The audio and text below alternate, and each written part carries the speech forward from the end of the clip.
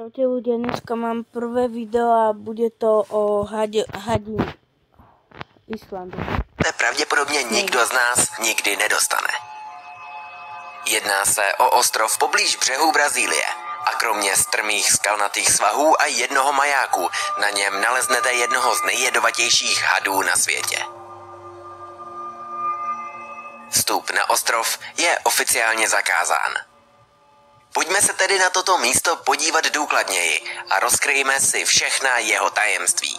Tak se pohodlně usaďte a začínáme.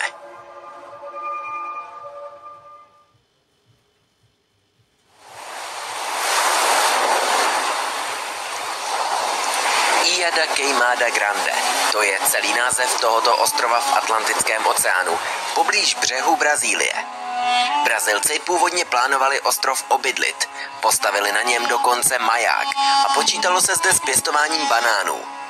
Od tohoto záměru ovšem bylo ustoupeno, a to zejména kvůli tomuto tvorovi.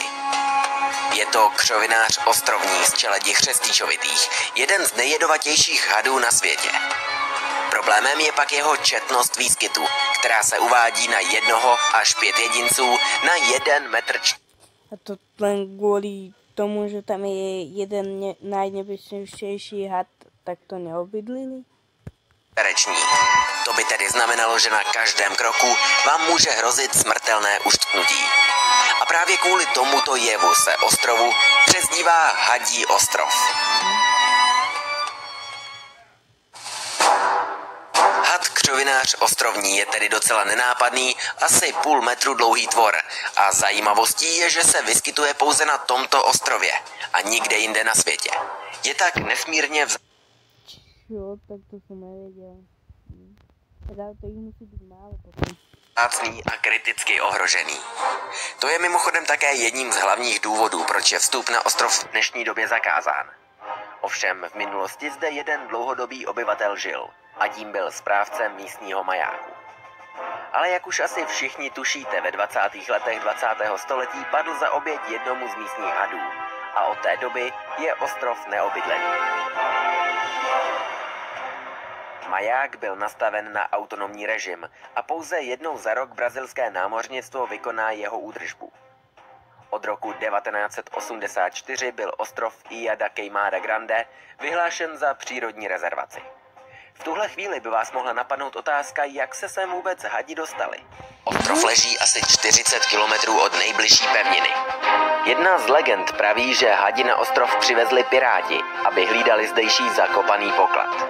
Nicméně realita je taková, že hadi se sem dostali z pevniny, když před 10 000 lety byl ostrov její součástí. Poté, jak hladina oceánu stoupala, zůstal křovinář na ostrově uvězněn a ten si musel na tomto odlehlém území najít potravu. Naštěstí pro něj tento ostrov využívají nejrůznější druhy ptactva, jakožto místo odpočinku při dlouhých přeletech oceánu. Křovinářův extrémně silný jed dovoluje usmrtit kořist během několika chvilek. A díky tomu tento druh hada nevymřel.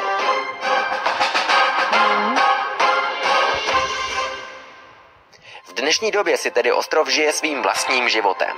Každoročně sem dojíždí pouze brazilské námořnictvo kontrolovat maják a ujišťovat se, že na ostrově nejsou stopy po dobrodruzích a hlavně pytlácích, kteří kvůli poptávce po jedu na černém trhu riskují svůj život. Výjimku nakonec dostávají také vědecké týmy, mapující život místních hadů. Koneckonců věřím tomu, že i pokud by vstup na ostrov nebyl zakázaný, většina z nás by na něj stejně raději ani